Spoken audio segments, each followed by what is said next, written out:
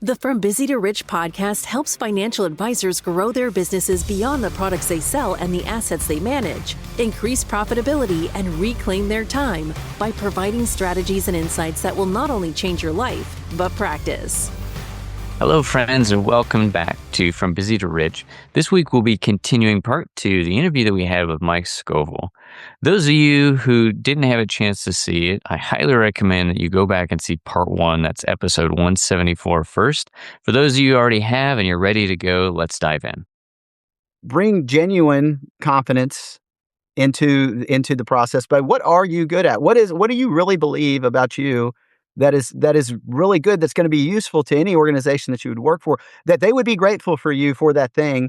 And also be genuinely confident in where you're not good and where it's going to get in the way and what you're going to do about it when you have to do it. I am, and there's tools out there, guys, and we've talked about them on the show before, but like, if you've never taken the Working Genius, take the Working Genius, because you'll find out what you're naturally kind of wired for from a work standpoint, where you get the best energy and where you get drain energy. I am invention discernment. So I love creating new ideas, new ways forward. I mean, I listen to guys make fun of me. I send them a fraction of the 40 podcasts that I listen to in the week. And I also have discernment. Justin also has discernment as one of his geniuses. And so I can break down from that. Here, of all those, here's probably the best 2. And then I workshop them and we say, okay, let's move forward with this one. And it's probably going to be the best one. And it's probably going to be a very, very good idea, especially as we iterate it. Where my weakness or my working frustration is tenacity and enablement, which is being the one that gets the thing done, like pushes that project across the finish line, checks the box. And the enablement is like, you just like to help. You like to help anybody that's on the team for any reason. I don't like to help everybody for any reason on the team. I like to help if my thing helps. Then I'm like, great. If I can use invention discernment, awesome. I don't want to do the once we've decided what we're doing, all right, go do it. And I want to have lots of people that have that tenacity and enablement that can go do it. And that can get in my way if I'm unaware. But there are times where and we use this language on our team, Wes, I just need a little bit of your T&E today. I know you don't have a lot, but it's going to so help, because no one else can move this forward but you. You have to call this client, and that thing they've already agreed to do, they're not calling me back. I've got to get across there. And I'm like, why don't you just do it? And I'm like, okay. And so there's sometimes I have to do it, and I will. And you know what? I'm good at it, but I don't like it. So I'm going to always be working to myself to a role where I'm doing less of that and more of this. But that self-awareness, are you self-aware? What are you good at? Can you really legitimately answer that question and not be arrogant? Because an arrogant person would just tell you why that thing's good. A confident person will tell you why it's good and why it gets in the way and what you do about it when it does. I would tell you, it's so funny how you could kind of define this. I love what you just said there, and I do agree with you in your personality and style. You are an innovator. I would call it. I just did a talk on this, and it was talking about the leadership styles in a career company. Many of the people listening to this are in the financial services business. Our jobs in a lot of your industry that you share with me. There are managers whose job is to grow the office through hiring, right? That's what we do. And I want to peg to your thing. You said I'm an innovator. I want you to know that when I was doing this talk just literally about 2 weeks ago, I said there are 3 types of leaders in our business these are the exceptions. These are the ones that there are a lot of people who are mediocre in this role. They're average. They're running the thing. It's fine. But then there are those that can really rise up and get to a high level. And there's 3 things I think you have to pick one of them that you're exceptional at. Yeah. And one of them is this: I'm a great developer. For those of you that are advisors, you had somebody who developed you like crazy, and they were amazing, and they were a massive influence on you, and they maybe are still developing you today, and hopefully they are. If they're a great developer, they are. They're still in your life. There's another person, and they're that great recruiter. Those leaders of some offices are just exceptional at bringing in good talent. Okay, they're just great at recruiting in the quality and great people. Now, for me, development, I never was like, man, that lights me on fire. Sitting and doing a coaching environment every single day, doing 5 hours of coaching a day would exhaust me. Okay. Recruiting, I like doing. I love intersecting in someone's life and making a difference, making an impact, maybe generational for many of the people I have impacted Yeah. in my life. But it isn't my number one. And here's what I'd say: when you can define this, you'll know you are great at something that you could put get to in front of. When you can put get to in front of it, Yeah. that is your thing. For Yeah. some, get to develop. They light up. Get to recruit. They love it. For me, it was different. I got the developer's the farmer. He farms. The recruiter is the hunter. I'm a pioneer. I'm also that I'm leaving a perfectly good place and going somewhere else looking for Yeah. better. I look at it this way. I like finding things that are the status quo, the norm, making them a problem I have to solve. Taking something that's average, it's already fine, it's good, and I think my talent and your talent is finding problem with that needs to be solved. It's So it's so you're a pioneer, man. That is I'm gonna go to new ground. I can stay where I'm at. And a lot of people would be really happy with that.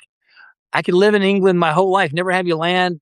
I could survive. Or I could go across this ocean and yeah. literally maybe die. But So what's out there is so much more better, right? Sorry. Go ahead. no, this is awesome. And Justin, I've got a question for you on this because, and I want to come back. Please, guys, don't let me forget. I want to come back to get to versus have to, and how that relates to new people coming out of college trying to get a job. Because listen, you're going to have to do both for a while in any entry level job, and we'll talk about that.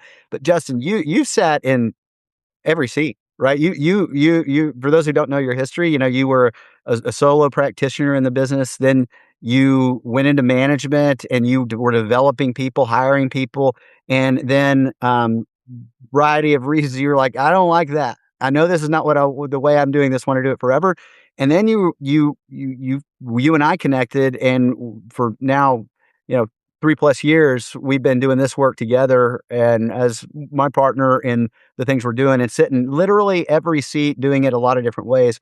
Just I gotta hear like what's going on in that discernment brain of yours around all this. Yeah, it resonates really well with me in the sense of uh, having gone through all those different steps and having an eclectic background from military, oil and gas, fitness to this, just really refining the things and knowing those aspects of what am I good at? What does light me up? And honestly, for me, it came down to less of the company, less of the role. If it had the right ingredients or components that allowed me to operate in that strongest thing, the thing that light me up, that component of pioneering and being strategic, I really like collaborating on ideas and being able to coach people on best paths forward. And like you were talking about, Mike, really taking something that is and being able to see a better way, right? Like, what is the better path forward? How can we take this even further? If it's already a model, or if there's a couple different roads available to us, how can we make a better pathway? Yeah, And so for me, just where I am now has created the environment of not just having the people I like to work with, the company and how we do things, but then really down to the role where I get to focus more and more of my energy every day, especially as we grow, to that thing that I am good at. Like I love learning and acquiring new knowledge and capability, but then being able to apply it to scenarios to make it strategic. And for me, that's in building others up. Like I love working with people in the sense of how can I help tweeze out like really what's purposeful and passionate for you? Like how has God wired you and what are you supposed to be going for? And then collaborating on the best thing, like best way to do it. What I'm not good at is I'm not a good cheerleader. I'm not the one that's going to galvanize people. I can get up and do it if I need to. But for me, the galvanizing has already happened because we found and derived the best path forward. Now we just have to execute. And then I'm in enablement in the sense of discernment enablement. We've got best path forward. And if you need me, it's kind of like double dutch, right? Like I'm on the sidelines, I'll high five in, hand it off for a bit, but then I want to hop back out. And so seeing all those different components and what Mike's talking about of being able to say that I get to part, Like that's what all those roles did for me. And I think that's good as well as for if whatever role you're in, and if you're an advisor and you're building your practice, is refining what is the one thing that's your unique ability and lights you up. Now, how do you bring more people along for the ride with you as part of your team so you can do more of that? Because that's where growth happens exponentially versus linearly. Man, this is so good. So think about this, and I want to toss this out to both of you guys on this. So when you are, let's talk about get to, have to. Okay, get to, have to. So if you, both, if you are an advisor right now, I guarantee you in your practice, you have both of these things going on. You've got stuff you get to do, you're excited about it, it lights you up. And you got stuff that you have to do because there's no one else to do it. And it has to be done at this point. Now it doesn't have to be that way forever.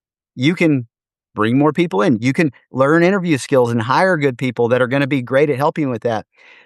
For the guy, both sides of the table interviewing a person right out of college that's going to be trying to do some entry level role they have, or that graduate that wants, maybe they want to be a lead advisor, they think at some point in their life, and this is a way for them to get what they need, the training development to do so.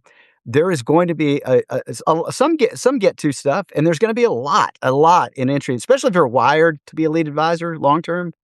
A lot of have to stuff. And so, but it's not forever. And it's like I have to, but only because this is letting me get to later. So Mike, if you're the guy coming out of college, and what mindset should you be thinking about when you are applying for these roles, and maybe even what should you say, and be honest with people interviewing you about get to, have to? Would that be a useful, appealing discussion to you that somebody brought up? Yeah, I think it would. I think here's what I'd say. I think life helps, you know, ferret this out for people. I think it is the sifter, right? The strainer of the get to, have to issue. I don't know if you have a good real understanding of get to or have to when you're our kids' age. Both of you know, Absolutely. so they don't know their get to, have to yet. And I think that's kind of that's an experience that going into an interview, I don't know if I'm bringing up get to and have to, other than saying, here's what I'm looking for my get to. I'm looking for my get to.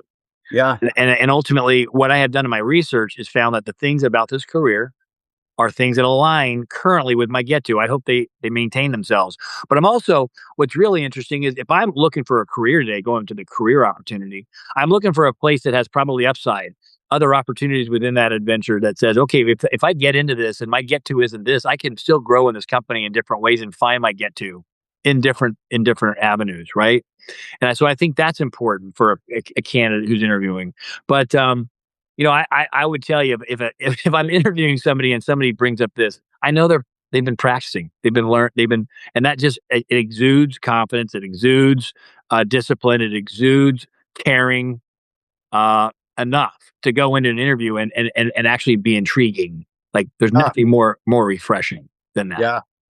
So So I think on the other side, the development side of people, having this open discussion and dialogue on it, knowing if you know they're working genius, you get to observe them, and letting them know, hey, I need to tell you, so we need you to do a really good job in this thing, and here's going to be the biggest challenge for you on that.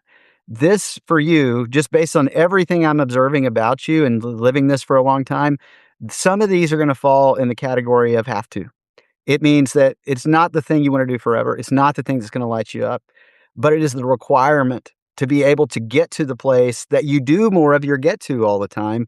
So you need to ask yourself, can I manufacture the energy to do this? It's not where we want you to stay long term, but we need this done. We need it done well.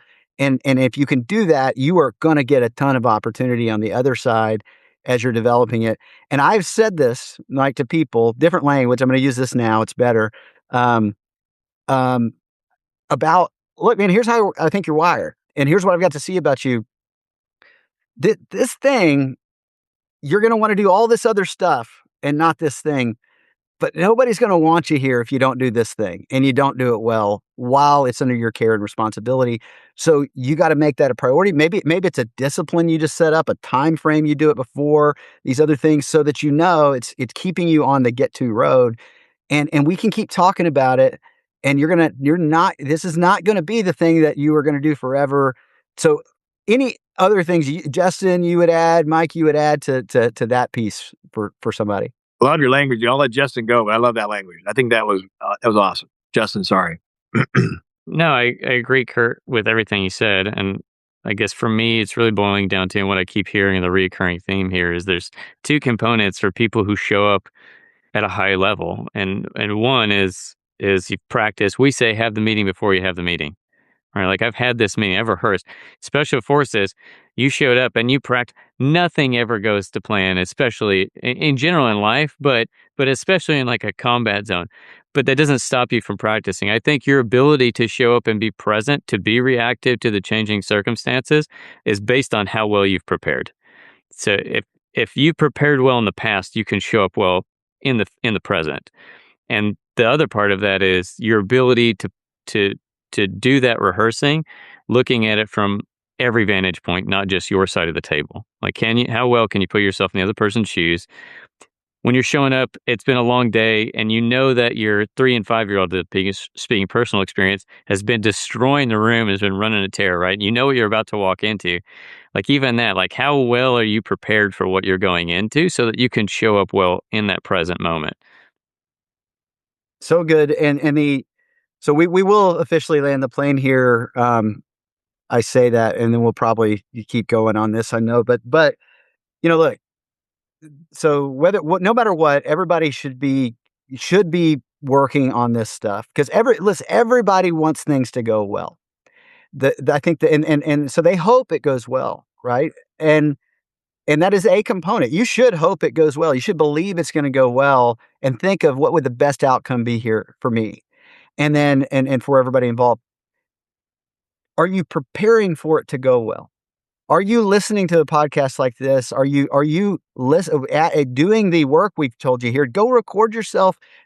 Go to ChatGPT give me interview questions, and just stupid ones, not stupid ones, and answer them and send them to people who are good in this space, who aren't going to give you the textbook answer says I should respond like this, and to give you this genuine, confident answer. Are you practicing that? And are you working on that with somebody? Because this is the thing. Your job, if you're coming out of school, is to get a job, right? It's to get a role. And so are you going to be excellent at your first job, which is to get a job? This thing we're telling you today will do that. If you're an advisor and you're meeting with people all the time, when's the last time you looked at yourself? When's the last time you looked at how you're droning on in a meeting? Where do you go too long? One of the things I love is I often get to sit in on Justin leading meetings, Daniel leading meetings. They sit in when I'm leading it. And one of the things we have is a very clear feedback loop of, okay, what did you observe? And sometimes it's like, this was great. This, you went too long. This, you said, you could have said what you said in half the words. You go, hey, too technical with this person. But if we don't talk about it and then assimilate it, you're never going to get any better. So Mike, I'll give you the just kind of last closing thoughts you have as we wrap this one up. Yeah, if you don't solve it, you go longer. You go longer, and you go longer, and you go longer, right? So Yeah. that feedback from a crew is good to say, I want to bring it to your attention. They'll also tell you when you use the word right, like over and over and over and over. You're like right, like we all have those little idiosyncrasies. Sure. But let me leave you with this. I think if I was interviewing today, I would be going to ChatGPT and saying, what are the most common questions being asked in an interview today? And what are some of the best responses to these questions? I'd interact with ChatGPT to see what's the current trend, because it will tell you. What are clients most interested in today? What are they wanting to know about most? What are clients in the railroad business? What are clients that are teachers? What are clients that are currently own a business in a cabinetry business? What are the things that are most valuable to them to know about today? Like all you have to do is take 5 minutes in ChatGPT before every client meeting, asking specifics about that next client's career, and you could enter with valuable information that sets you apart. And so that'd be my encouragement. What I hope most people on this are not interviewing for a job. They're interviewing clients, right? And so how do Which we they are interviewing for jobs Yeah, all the yeah, time. well, they Just are as interviewing clients, right? right? To be that client, and that client's interviewing you. You're both interviewing each other because Yeah. you want the best client too. You want them to appreciate you, Oh, to be you're grateful both for buyers. you, right? Both of you are So buyers. Yeah. so at ChatGPT, a little bit of this, right? Look up some of these next clients you're seeing. Look up their careers they're in currently, and see what's the hot button of that industry right now. And I think you'll enter those meetings with just like, what do you think about this? How do you feel about this? How's this impacting? Yeah. Um, Powerful. So. Man, so good. So appreciate you bringing on the show, even though you said, well, I haven't taken enough time. And you're wearing a t-shirt. It's a beautiful t-shirt. Got a big picture of Texas on it. Yeah. If you're not watching, I've taken away a lot personally from today in just areas that I need to polish and I need to get better. And so appreciate you, brother. Appreciate you, Justin. Well, I can't wait to do it again. Thank you, bud. Cheers. Thanks for tuning in to From Busy to Rich. If something in today's episode sparked an idea or hit a nerve, don't keep it to yourself. Follow the show, share it with a friend, and let's keep building a community of advisors who want more. You can find more resources, tools, and free content at wesyounglive.com. We'll see you back here next time for more real conversations about building the life and business you really want.